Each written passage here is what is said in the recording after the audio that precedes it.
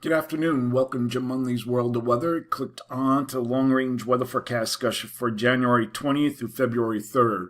First, I'm going to talk about the impending storm system that'll be affecting the eastern, the I-95 corridor. The first real measurable snow is possible. I'm going to stress possible because the way the season's been going, you never know.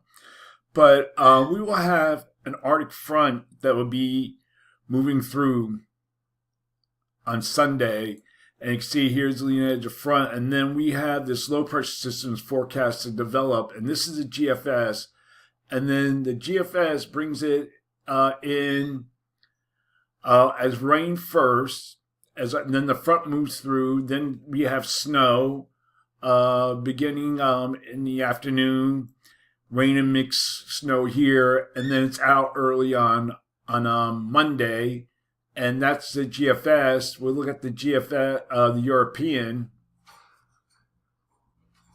Similar, it keeps the system weak, and then it's out a little bit. Then we look at the European ensembles. Little less precipitation further out.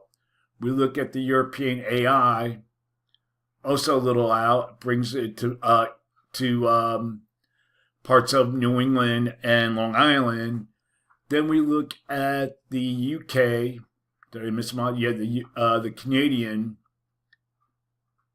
That's closer and stronger to the coast. Could bring some warmer air in because it's stronger, close to the coast. Rain along the coast, but still heavy snow here across the state. You can see here. We look at the NAM, and that has a little precipitation. And then no, that's not the NAM. The UK brings precipitation, keeps it weak like the other NAM. And then we have the NAM, which keeps it further out to sea and weaker. So still a lot of things to work out. The main models are agreeing that there could be a snowfall event.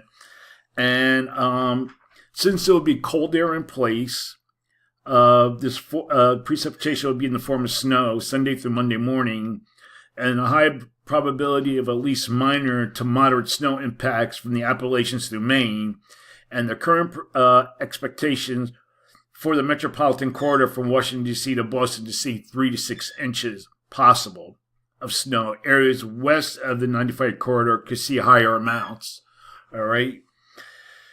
So that's with the storm system. Here we're going to get now to the forecast, and this will be for the period January 20th to 24th. And we have an amplified flow. We have a ridge here from Alaska over the Eastern Pacific along the west coast. Broad trough covers much of the country. This will bring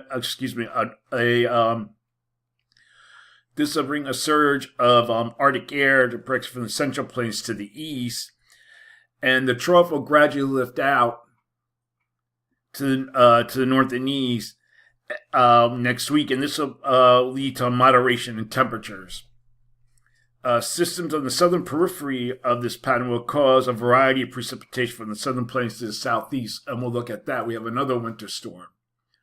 Okay, so then we're going to keep our eyes down here. Here's another system developing. And then this is a GFS and brings rain, snow, and then it brings it up to about southern New Jersey. That's the GFS. Here is a European. Brings it a little bit further, snow further to the north. Oh, wait, that's the wrong system. I'm getting confused. Okay, and here's it. It brings it to the lower mid-Atlantic southeast. Then we look at the other models. It keeps it further to the south, or getting back to that pattern where the pattern is suppressed. Then we look at the European AI. And then we look at the Canadian, brings that up to the lower mid-Atlantic region. And then we have the UK Met. That's more offshore of the southeast, just affecting the southeast, but leaving the mid-Atlantic alone to the Carolinas. And then the NAM doesn't go out that far. Okay, so we're entering an active pattern. It still needs to be watched, and it's not set in stone. So we'll look at that next week. We're going to look at the period now for January 25th to 29th. Now, what we see here, above normal heights from Alaska to Greenland, and we have a trough here that extends from eastern Canada southwest into the southwest, and we have a ridge here building across the southeast and the Gulf of Mexico. So for this forecast period, I am calling for above normal temperatures here with anomalies near 8 degrees above normal, below normal temperatures here with anomalies near 8 degrees below normal for precipitation.